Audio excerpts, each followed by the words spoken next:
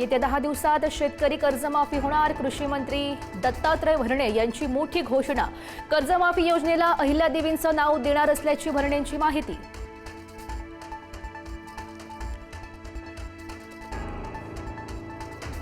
विधान परिषद निवडणुकीसाठी महायुतीचा जागा वाटप निश्चित. भाजप 11, शिवसेना 4 तर राष्ट्रवादी 2 जागांवर लढणार. अतिरिक्त 1 जागा पदरात पाडून घेण्यात राष्ट्रवादी यशस्वी.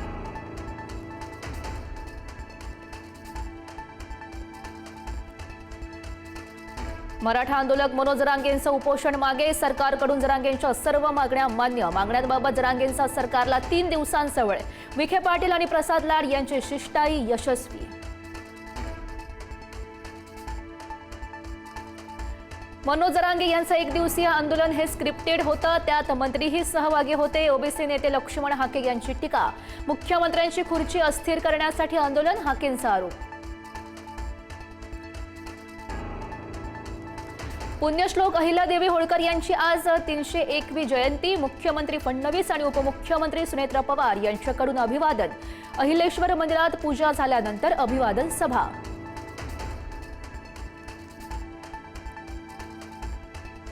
पुण्यातील आयटी कंपनी एका रात्रीत अचानक गायब. हिंजवडीतील 700हून अधिक आयटी कर्मचारी झाले बेरोजगार. कंपनीनं कर्मचाऱ्यांचे पगार थकवल्याची ही माहिती.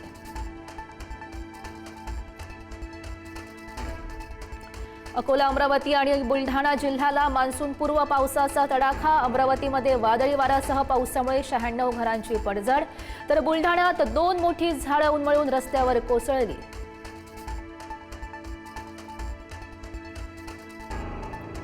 भोंदूखरातचा ताबा पुन्हा सिन्नर पोलिसांकडे. बहुचर्चित जमीन खरेदी फसवणूक प्रकरणात तपासासाठी घेतला ताबा.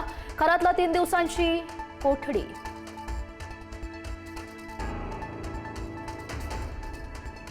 पुण्यामधल्या विषारी दारू प्रकरणातील मृतांची संख्या वाढली. विषारी दारूमुळे आणखी एकाचा मृत्यू. मृतांची संख्या 23 वर.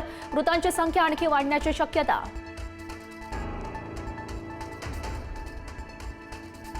माळशिरसमधील दूध संकलन केंद्रावरच्या 997 किलो पामतेलाचा साठा जप्त. अन्न आणि औषध प्रशासन विभागाची कारवाई. पामतेल दुधात भेसळ करण्यासाठी आणल्याचा संशय. तुकाराम मुंडेंचा सोलापूर जिल्ह्यातही कारवाईचा दणका.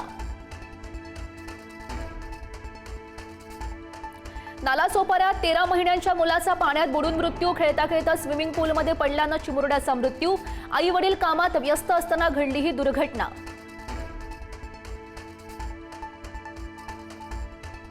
कुर्ल्यामध्ये बस आणि कंटेनरचा अपघात. पावसामुळे रस्ता निसरडा झाल्यानं चालकाचं बसवरचं नियंत्रण सुटलं.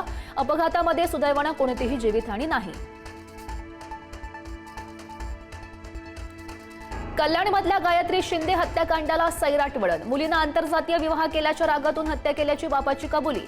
हत्येच्या 1 दिवस आधी संपूर्ण कुटुंबियानं एकत्रित पाहिला चित्रपट.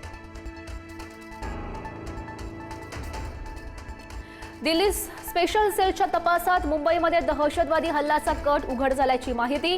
गरीबनगर अतिक्रमण कारवाईचा बदला घेण्यासाठी कट आखल्याचा संशय.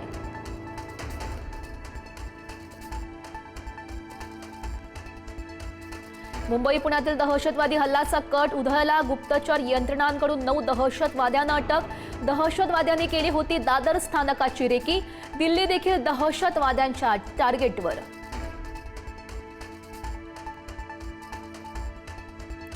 शौर्य पाटील आत्महत्या प्रकरणात क्राईम ब्रांचला स्टेटस रिपोर्ट सादर करण्याचे दिल्ली उच्च न्यायालयाचे आदेश.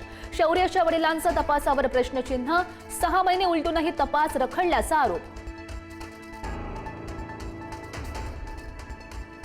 गुजरात टायटन्स विरुद्ध आरसीबीचा आज महामुकाबला. अहमदाबादमध्ये रंगणार अंतिम लढत. सलग दुसऱ्यांदा आयपीएल ट्रॉफीवर नाव कोरण्यासाठी आरसीबी सज्ज.